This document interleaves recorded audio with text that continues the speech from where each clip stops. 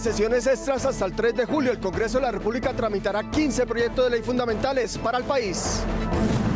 Congreso de la República inició sesiones extraordinarias para estudiar la aprobación de 15 importantes leyes vitales para el funcionamiento del Estado, la paz, el medio ambiente y la familia. Gobierno anuncia apertura de licitación para entregar a un nuevo operador el suministro de energía eléctrica a 7 departamentos de la costa atlántica. A sanción presidencial pasa ley de acogimiento para las bandas criminales. La norma les permite someterse de manera colectiva. Con una colorida muestra musical, comisiones de Senado iniciaron clausura de las sesiones ordinarias del periodo legislativo 2014-2018.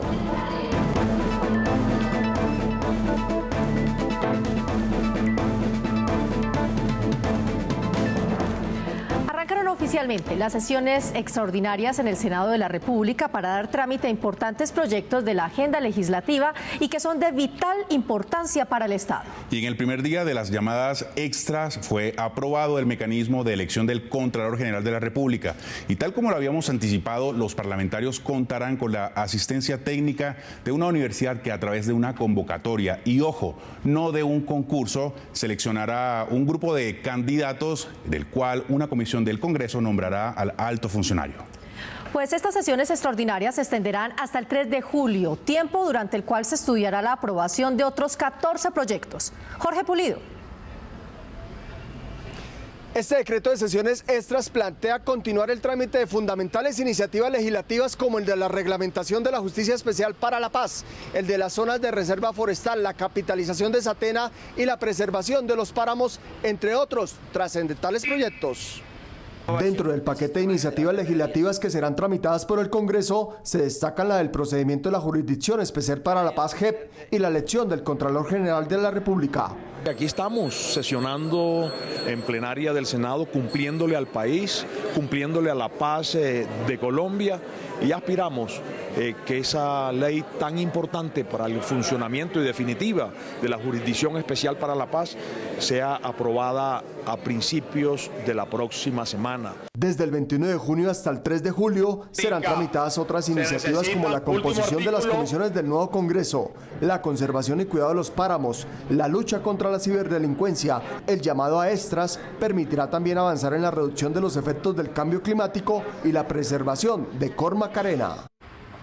Son proyectos de ley que por su rigurosidad en el articulado no alcanzaron a ser tramitados y que deberán ser debatidos hasta el 3 de julio. Esta es la información. Regreso con ustedes. Jorge, muchísimas gracias. Y uno de los temas más importantes para el gobierno es la aprobación del Código de Procedimiento de Justicia Especial para la Paz, que juzgará y castigará los delitos cometidos durante el conflicto armado. Son 74 artículos que contiene el proyecto de ley que crea el procedimiento de la Jurisdicción Especial para la Paz. La reglamentación de la JEP sufrió esta semana el primer tropiezo luego de que fuera aprobada una proposición del Centro Democrático para que su discusión se aplazara hasta tanto la Corte Constitucional se pronunciara de fondo sobre la ley estatutaria que creó la Justicia Especial para la Paz. La Constitución dice que requieren concepto previo y favorable de la Corte Constitucional. Ese concepto no existe porque apenas a mediados de mayo comenzó un proceso que debe demorarse unos 2 meses y medio, 3, para su aprobación. Para algunos legisladores esta propuesta no era válida, pues el proyecto de ley tenía mensajes de urgencia y de insistencia, lo que obligaba a ser discutido hasta que se tomara una decisión de fondo, es decir, ser aprobada o rechazada. Eso es inconstitucional, cuando hay mensajes de urgencia e insistencia. No se puede tratar ningún otro tema hasta que no se decida sobre el que recibió ese mensaje. Luego de 3 días de intenso debate, se creó una comisión con integrantes de todos los partidos políticos encargada de revisar el articulado y entregar a la plenaria un informe. Lo que hicimos aprobando esta proposición fue salvar el proyecto y una subcomisión va a estudiar las modificaciones y entregará su informe. Se requiere entregarle todos los mecanismos para que proceda la Justicia Especial para la Paz. Las víctimas están esperando que se conozca la verdad, eso es lo principal. Con la reglamentación de la JEP se define el funcionamiento de las secciones y las salas del nuevo sistema de justicia, además de las herramientas procesales que se necesitan para que los magistrados de la justicia transicional cumplan sus funciones sin ir en contravía de las normas constitucionales, legales y reglamentarias. La plenaria del Senado aprobó el proyecto que les permite a las bandas criminales acogerse colectivamente a la justicia. A cambio de beneficios judiciales, abandonarán la criminalidad. La plenaria del Senado aprobó en último debate el proyecto de ley que permite el sometimiento y fortalece la investigación y judicialización de las llamadas BACRIM. El ponente de la iniciativa precisó que esta normatividad permitirá reducir la delincuencia e inseguridad en muchas regiones del país. Mientras estas organizaciones estén armadas, pues generan víctimas. El acto de sometimiento permite que esas cabecillas y esos grupos salven sus propias vidas, recuperen, digamos, la posibilidad de vivir en paz, pero también le ofrezcan a la sociedad colombiana la posibilidad de la paz. El proyecto reduce de 6 a 2 las audiencias de acusación, acatamiento a la justicia y la del fallo. Centro Democrático apoyó la iniciativa, pero aseguró que se debe atacar con firmeza el narcotráfico, principal financiador de las BACRIM. Simultáneamente crea un procedimiento dándole unos beneficios a los miembros de las bandas criminales que se desmovilicen, se sometan a la justicia, una reducción de penas y unas condiciones de encarcelamiento particulares, con tal de que digan la verdad, resarzan a las víctimas, obviamente pidan perdón y ofrezcan garantías de que no va a haber repetición. La Fiscalía advirtió que el sometimiento obliga a identificar a los colaboradores de las bandas criminales, a revelar las rutas del narcotráfico y los patrimonios que hayan adquirido. Con esa acción de la policía, del ejército y de la justicia mancomunada, vamos a lograr que se sometan colectivamente a la justicia para que la zozobra que causan en los territorios se acabe prontamente en Colombia. Esta iniciativa pasa a sanción presidencial para convertirse en ley de la República.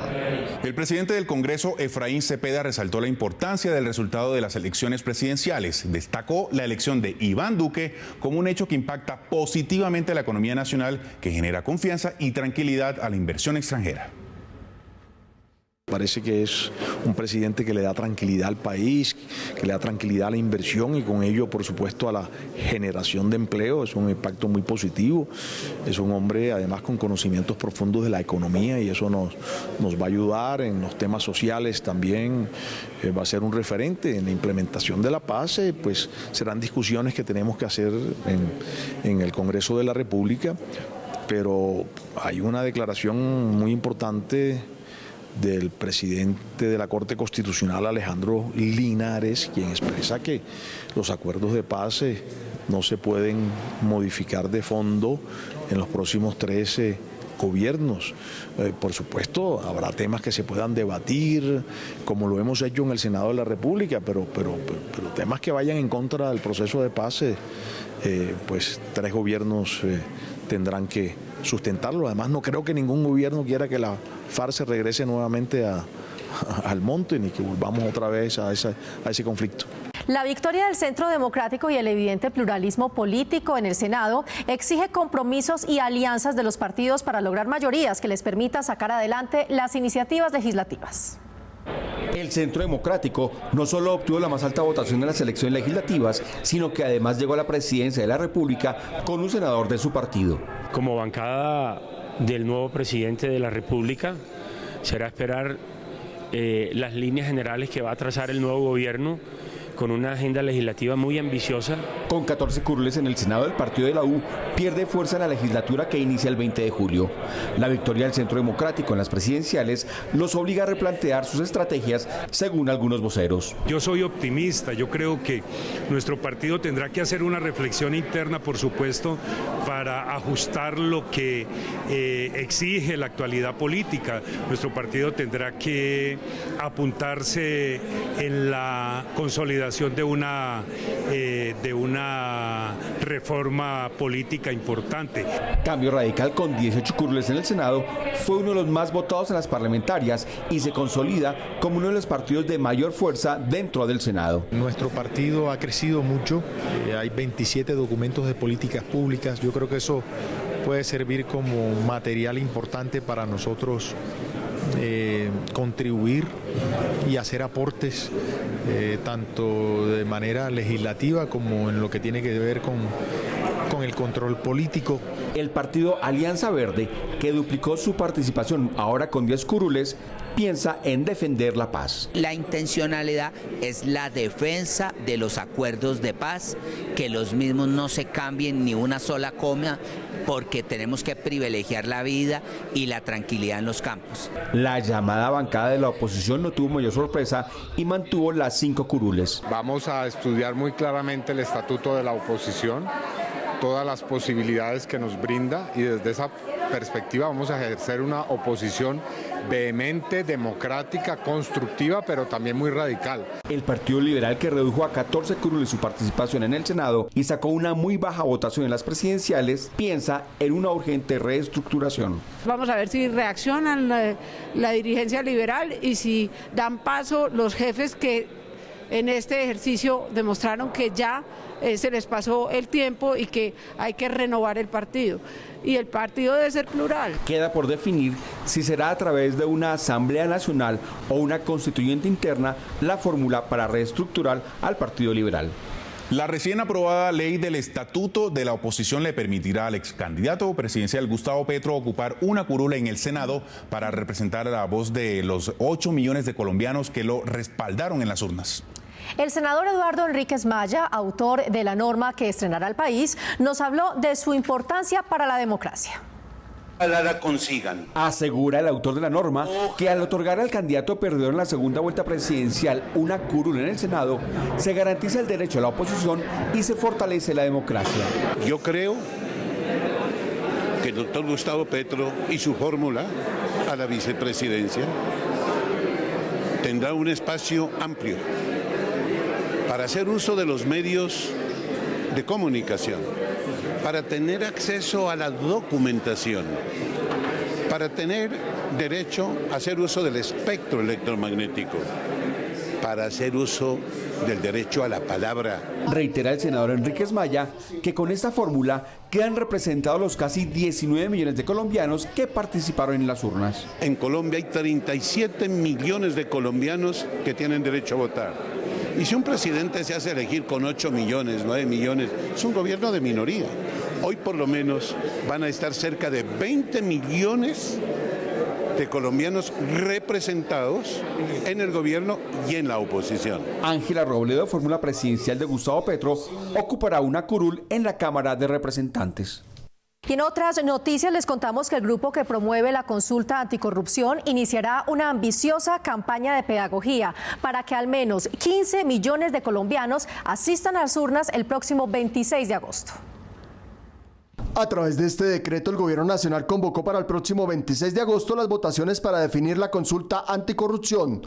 Con este mandato popular, los ciudadanos decidirán si se reduce el salario de los congresistas y funcionarios del Estado, se le brinda cárcel a los corruptos y se les prohíbe contratar con el Estado, si de una contratación transparente se dé en todo el país, se hagan presupuestos públicos con participación y de cara a la ciudadanía, que los congresistas rindan cuentas de su asistencia, votación y gestión, que se hagan públicas las declaraciones de bienes y rentas de los políticos y que se limite el periodo de los funcionarios públicos a 3 periodos.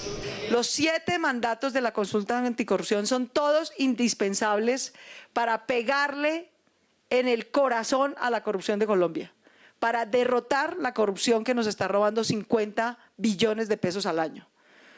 Porque la corrupción está a nivel local, a nivel regional, a nivel nacional.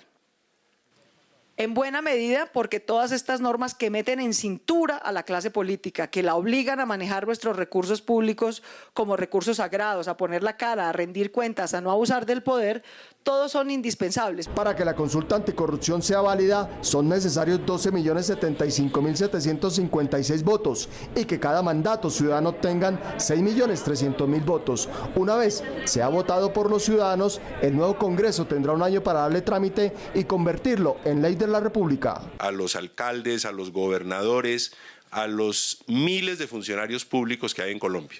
En esta causa sí podemos participar porque se trata de un mecanismo de participación ciudadana. En la campaña de la consulta anticorrupción podrán participar todos los funcionarios públicos. El Estado proveerá la logística con la registraduría y no habrá reposición financiera de votos. El anuncio del gobierno de abrir la licitación para reemplazar a Electricaribe en la operación del servicio de energía en la costa atlántica generó reacciones encontradas en el Senado. En días pasados, el Gobierno Nacional se pronunció sobre la hoja de ruta para la venta de Electricaribe, que será a finales de julio. Se seleccionará un inversionista estratégico que participe en la transformación de este operador que abastece a los 7 departamentos de la región Caribe. Senadores de la costa sentaron su posición frente al proceso. Debería aclarar ante la opinión pública cómo se va a sacar una licitación si todavía no se ha liquidado la empresa, si todavía no se le ha pagado a los españoles, a Gas Natural, la liquidación y los activos que quedaron de la empresa. O sea, no sabemos absolutamente nada. Una de las principales recomendaciones de la Financiera de Desarrollo Nacional y de los consultores que analizan el proceso de transformación de Electricaribe es mantener un solo mercado y no dividir la compañía en subregiones. No pañitos de agua tibia para que unos operadores lleguen a seguir manejando la empresa como venía. Esperemos que vengan las mejores empresas, las empresas más idóneas, empresas con músculo financiero, para que puedan brindar el servicio que todos queremos en la costa colombiana. El presidente Juan Manuel Santos aseguró que mientras se vincula el nuevo operador, garantizará los recursos del servicio de energía en la región. Electricaribe seguirá intervenida por la Superintendencia de Servicios Públicos hasta que se adjudique el nuevo contrato.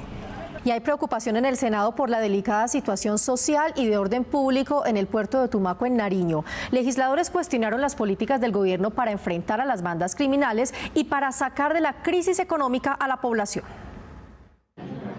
El recrudecimiento de la violencia por el incremento de grupos armados ilegales, del narcotráfico y la falta de programas sociales motivó un debate al Gobierno Nacional en la Comisión Primera del Senado sobre la grave situación en Tumaco por el olvido del Estado. La solución es lo que siempre hemos reclamado, una intervención de carácter integral.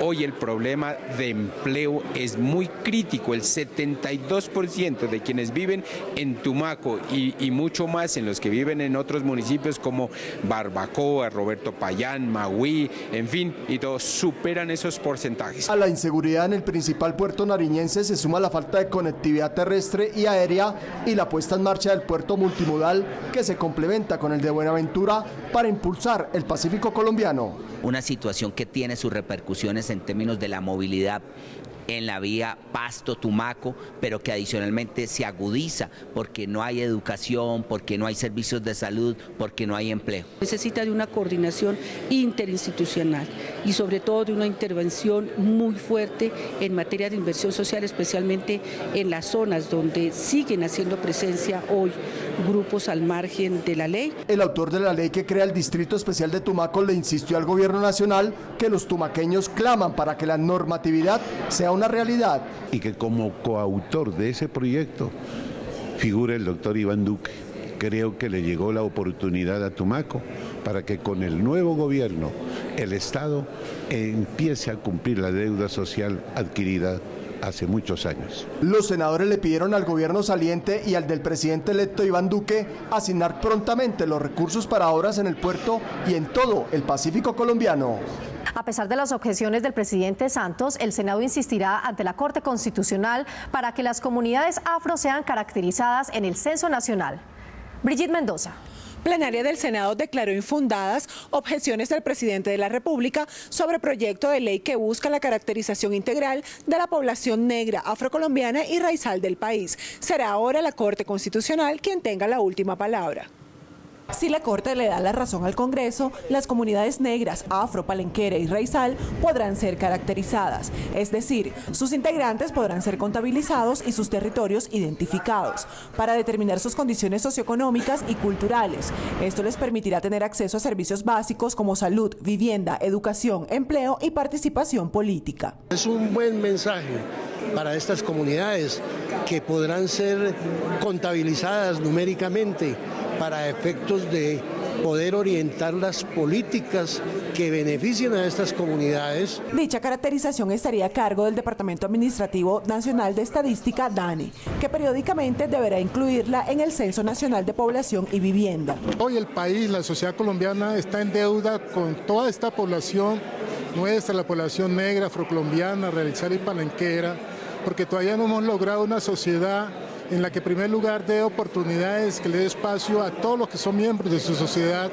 independiente del color de la piel, si son más claros o más oscuros. Hoy por hoy no existe un censo detallado de esta población. Algunos cálculos aseguran que está por encima de los 10 millones de personas. La idea es que el gobierno desarrolle el Plan Decenal de Política Pública para la población negra, afrocolombiana, palenquera y raizal. Es muy importante que el pueblo colombiano y la misma población afrocolombiana sepa cuántos son, dónde viven, qué hacen, cuáles son sus problemas y que eso permita una mayor inclusión de la población afrocolombiana.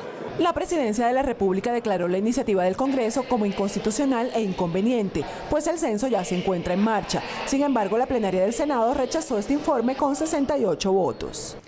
Quienes defienden la iniciativa aseguran que caracterizar a esta población evitaría la discriminación, segregación y olvido de estos colombianos.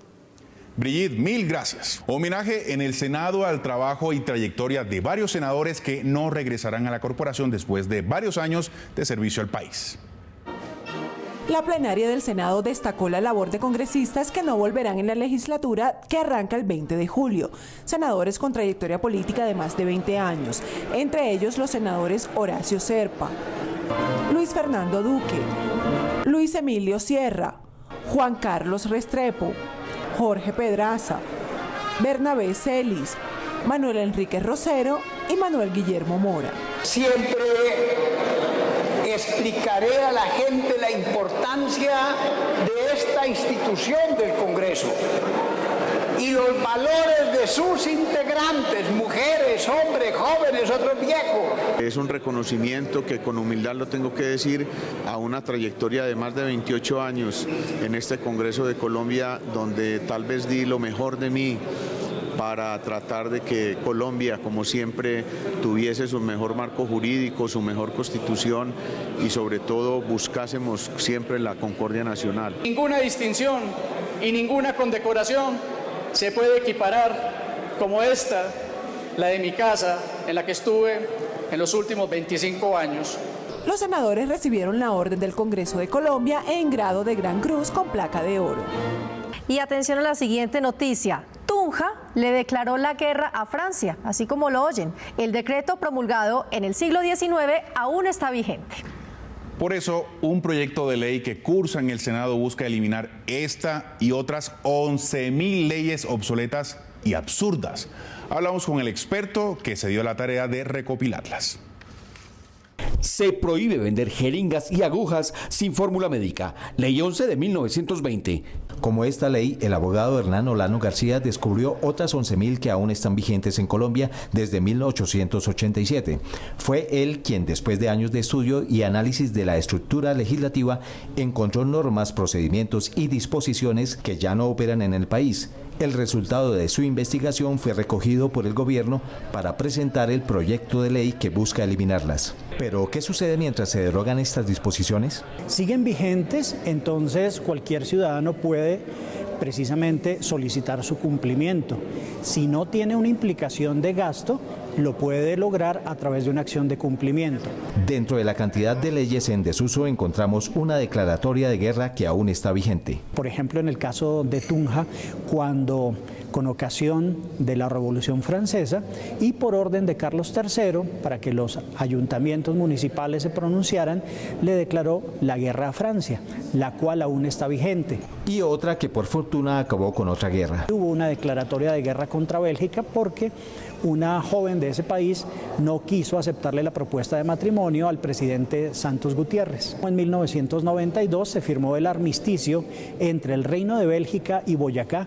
Dentro de la Constitución del 91, el Congreso ha expedido 1.900 leyes, de las cuales se calcula que en promedio el 10% ya no cumplen con su objeto. Al terminar las sesiones ordinarias del Congreso, la Comisión de Ordenamiento Territorial clausuró el periodo legislativo con una colorida muestra cultural. Y con esta nota, Marcela, los invitamos a nuestra emisión de la próxima semana. ¿Nos vemos? Claro que sí, nos vemos.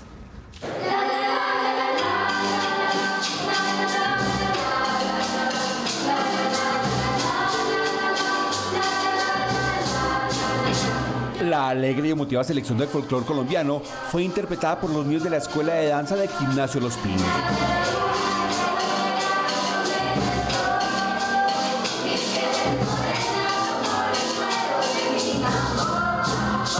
El evento, organizado por la Comisión de Ordenamiento Territorial del Senado de la República, hace parte de los actos de cierre del periodo legislativo 2014-2018 que termina esta semana.